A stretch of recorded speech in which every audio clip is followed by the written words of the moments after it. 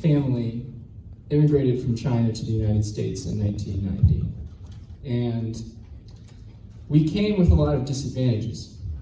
We came with a lot of disadvantages. My dad did not know much English coming here. The only thing he knew was math. That was it. He just knew math. And my mom came here to study in her master's degree at Virginia Tech. And they came here with no money, basically. My mom was a waitress. She was a waitress for a little while studying for her CPA. And my dad was studying full-time for his PhD in economics. And I watched them day after day while I was growing up. How hard my family worked, how hard my dad worked to put food on the table. We're hearing a lot that the United States of America is a systemically racist country. And when we're going to college, Davidson College in Charlotte, North Carolina, just 2 hours away, I heard this nonstop, day after day. Whites are the oppressors, blacks are the oppressed, And in my head, I was just thinking, well, what about Asians? What about me? Am I the oppressor? Am I the oppressed? And I couldn't figure it out where I was on this hierarchy, on this privilege and oppression hierarchy. I didn't know whether I was supposed to be oppressing people or not. And then I realized. I gave it a chance. I gave this narrative a chance because I saw this bring a very emotionally difficult message to counter. It's like you almost look like a bad person if you try to counter the Black Lives Matter message. And they bring this idea of systemic racism and police brutality into everything like that. And then I looked at the data, and then I saw that even though Black Americans commit 47% of the violent crimes in America, they only get shot at 32%. They only, have 32% of the people killed by police. So that statistic is not true. That the police is a systemically racist organization. That's not true. And then I started looking a little further, but I still gave it a chance. I was like, maybe, there is implicit bias against Black Americans, and maybe the United States, there's structures and hierarchies. They never define what structures are. They never define what these structures and hierarchies are, but they say there are structures and hierarchies that privilege white Americans over Black Americans. And the main thing that they say at these college campuses, which I'm sure many of you guys have kids in college, the main thing that they say in these college campuses is that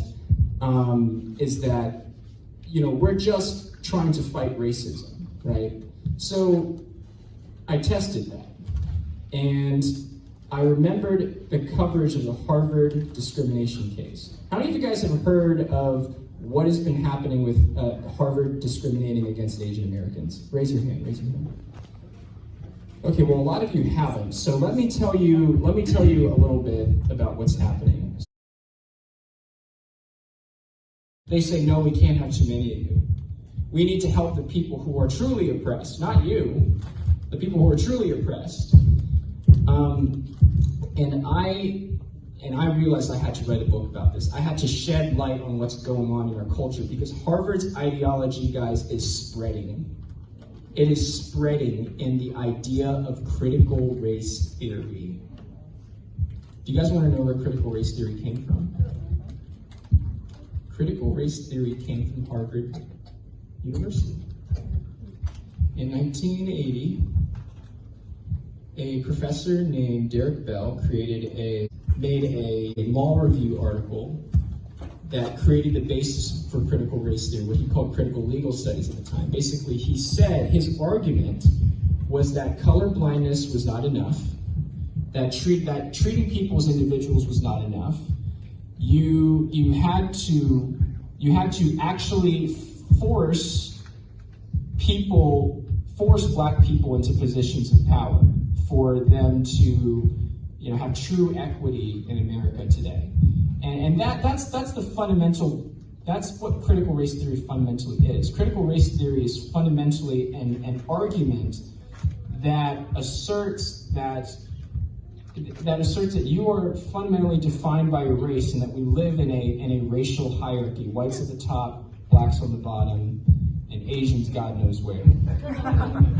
And why does critical race theory exist? Why does critical race theory exist? Well, critical race theory exists because people realized somewhere at Harvard University that it came out of the managerial idea that you are not an individual, you're just part of a collective, and it's easier to manage people when they see themselves as part of collectives than as individuals. Now, this is a classic Marxist idea, classic, that if you can convince people that they're part of a collective identity instead of part of an individual identity, then you can manage them.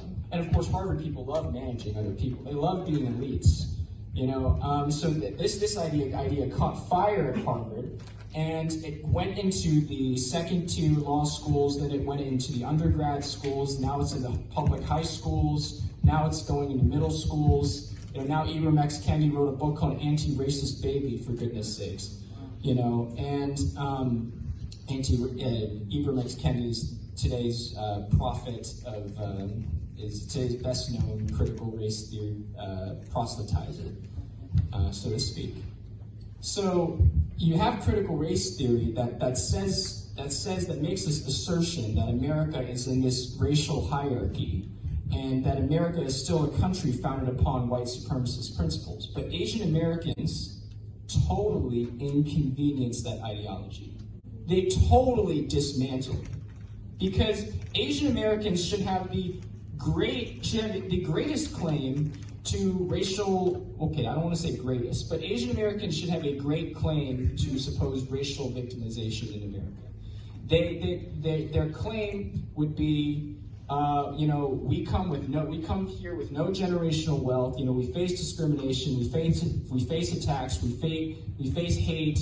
And we should be the definition of a minority victim. But instead, they achieve. They're successful in this country. They have the highest household income. They have the highest level of education in this country. And they show that critical race theory cannot be true. Because if America was fundamentally a white supremacist nation in which structures still benefit white people, then why would they let a minority outpace them in factors like education and in factors like household income? It doesn't make any sense. And so the critical race theory, they have a response. So they have a response. Want to hear it? Their response is that Asian Americans are white adjacent. That's their response. So their response is, well, even though Asian Americans are a minority, they're like the minority that is most proximal to whiteness. They're like co-conspirators with the white man. That's basically what they're saying.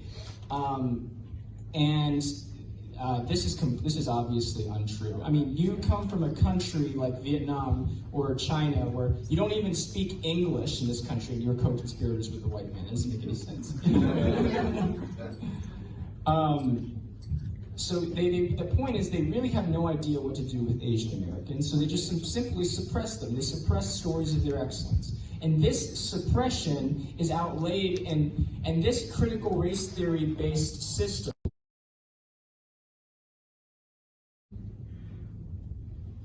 These are the choices our country faces right now. And I'm here to defend it with you. Thank you.